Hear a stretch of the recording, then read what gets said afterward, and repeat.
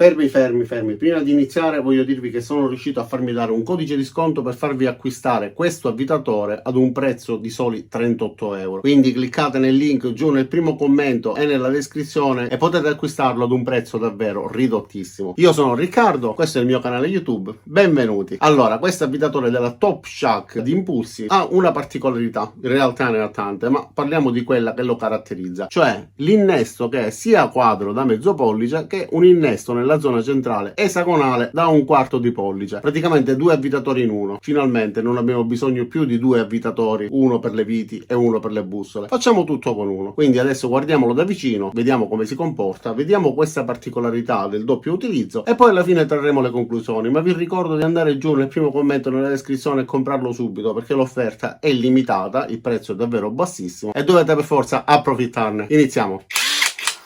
E allora vi faccio vedere rapidamente l'avvitatore da vicino, che arriva all'interno di una scatola in cartone privo di valigetta. Allora, ha un corpo in plastica arancione, tutte queste parti nere sono in gomma anti-urto, sulla parte frontale abbiamo un rivestimento in plastica che è possibile rimuovere, più questa parte gommata che evita di danneggiare eventualmente le superfici avvicinandole alle carrozzerie eccetera. L'innesto, che è la particolarità di questo avvitatore, quadro, quindi ci permette di utilizzare delle bussole, e nella parte centrale ha questo innesto da 1/4 di pollice esagonale, tra l'altro fatto bene perché ha anche una svasatura che quindi ci permette di lavorare molto velocemente. Nella parte più bassa dell'impugnatura abbiamo ancora gomma che ci permette di avere un buon grip, il tasto per avviarlo e il tasto selettore per poter cambiare il senso di rotazione. Questo è un piccolo LED che illumina la zona sulla quale lavoriamo, basta premere il tasto per poterlo accendere e rimane acceso ancora alcuni secondi, quindi ci permette di inserire la bussola e avvicinarci con comodità alla zona sulla quale dobbiamo lavorare, diversamente da alcuni avvitatori nei quali si accende solamente mentre teniamo il tasto premuto. Sulla zona più bassa abbiamo questo piccolo pannello di controllo che ci permette di tenere sotto controllo appunto le impostazioni che diamo all'avvitatore e ci permette di gestire sia la sua potenza che alcune funzioni. Allora, in modalità avvitatura abbiamo la possibilità di decidere la modalità alta e la modalità bassa, quindi più o meno potente, e nonostante la regolazione sul pannello possiamo ancora gestire la sua rotazione tramite la pressione del tasto per avviarlo. Infatti più lo premerò più velocemente ruoterà.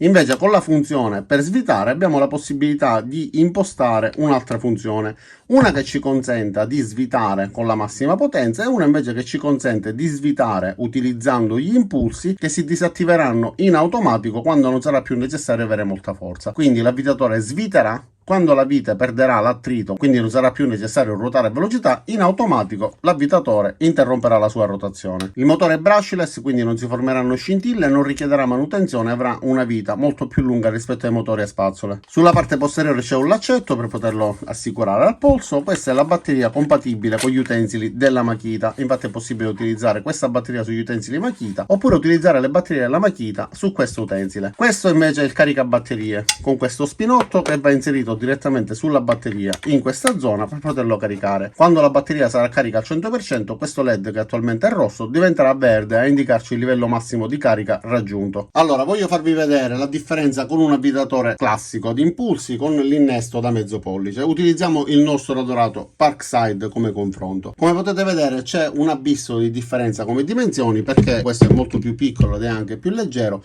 Questo ha il motore senza spazzole, quindi brushless, questo invece ha il motore a spazzole. E su un avvitatore classico come quello della Parkside abbiamo solitamente un innesto quadro da mezzo pollice che ci consente di utilizzare solamente le bussole. Per poter utilizzare degli inserti che abbiano un codolo esagonale siamo costretti ad utilizzare dei convertitori. Invece con questo di qua abbiamo la possibilità di inserire le nostre punte senza utilizzare alcun tipo di convertitore. Quindi questo già è un vantaggio rispetto a tutti gli avvitatori che non abbiano questa caratteristica. Dichiara una coppia massima di 380 Nm e ha una batteria da 3 A. Il suo numero di giri a vuoto è di 3000 al minuto. Allora facciamo un paio di prove semplici. Testiamolo quindi con la funzione che lo caratterizza, utilizzando un inserto sfruttando il foro esagonale nella zona centrale. Quindi avvitiamo questa vite su questo pezzo di legno.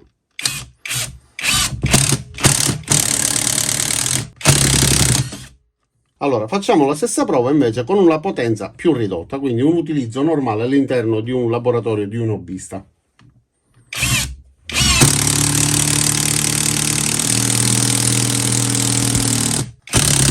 Come vedete interrompe la sua rotazione perché abbiamo il sistema attivato che blocca la rotazione quando non è più necessario. Se invece io disattivo questa funzione riesco a svitarla tutta anche se non è più necessario avere forza. Adesso cambiamo vite, andiamo su qualcosa di più grosso e vediamo come si comporta.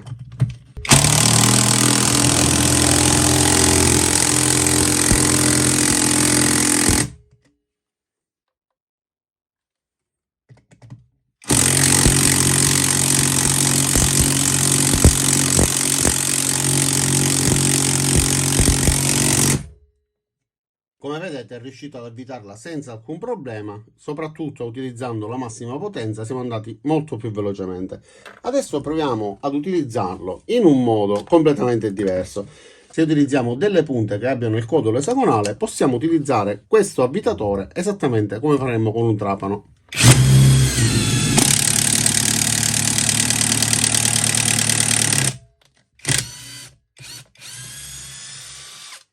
Quindi possiamo praticare tranquillamente dei fori su tutte le superfici, legno, metallo, eccetera, senza avere necessità di dover utilizzare nessun tipo di adattatore, direttamente utilizzando questo innesto.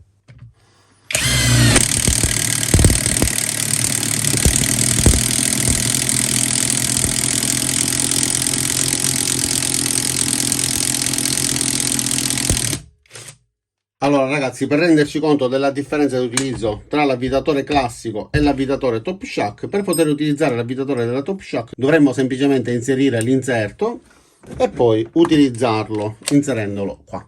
Invece per poter utilizzare un avvitatore semplicemente con il codolo quadro senza l'innesto nella zona centrale dobbiamo inserire l'innesto nel portainserti, il portainserti all'interno dell'adattatore e l'adattatore nel nostro innesto. Sinceramente viene fuori un accrocco funzionante, ma comunque un accrocco. E tutti questi innesti purtroppo causano una dispersione della potenza, quindi non è sicuramente diretto come l'altro. Riesce comunque ad avvitare senza nessun problema perché questo comunque rimane un mostro della Parkside, però sinceramente abbiamo tutto questo sistema che non ci rende la vita molto facile.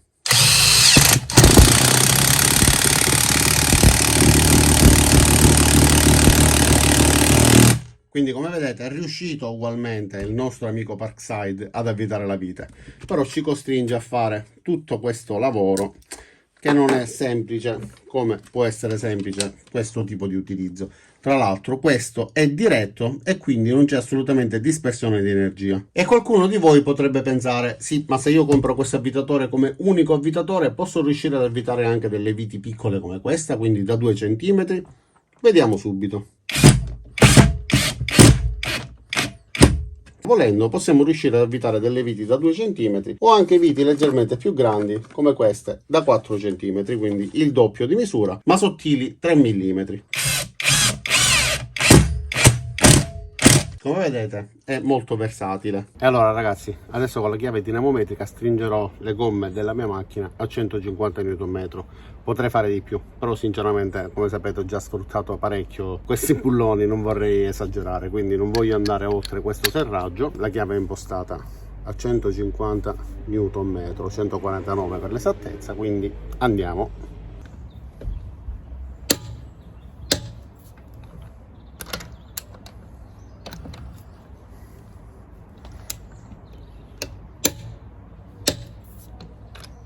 Come sapete la coppia di serraggio di una macchina solitamente è attorno a 100 Nm, 100-110, quindi sono più che sufficienti. Allora imposto la modalità per svitare in modo che quando non sia più necessario l'avvitatore si blocchi, quindi se lo vedete fermare è per questo motivo.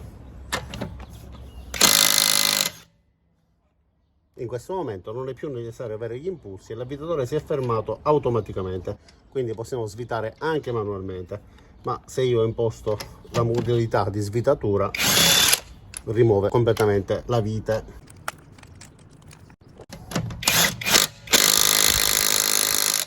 Adesso per correttezza utilizziamo anche quello Parkside e anche questo ovviamente è riuscito a svitarlo senza nessun problema, però l'altro ha questa funzione di fermarsi, vedete è caduto il bullone, quindi in quel modo ci evita di perderli. Fossimo stati in una strada in discesa avrei perso sicuramente il dado. Allora ragazzi, adesso farò una prova non per vedere la forza estrema, perché queste cose sono belle da vedere però effettivamente sono poco pratiche. Vediamo se è riuscito in pochi secondi, con pochi impulsi, a stringere questo dado in modo che abbia un serraggio corretto per tenere la nostra gomma. Usiamo la chiave dinamometrica impostata sempre a 150 Nm e vediamo se scatta subito. In quel caso vuol dire che almeno i 150 Nm li abbiamo raggiunti.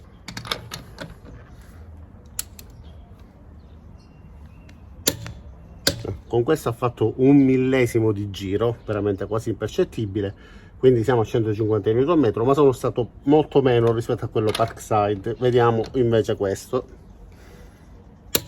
Ok, questo non ha fatto neanche un millesimo di giro, però Parkside dichiara di più come coppia e sono stato un pochettino di più. Scusate il fiatone, ma sono rannicchiato per poter rientrare nell'inquadratura.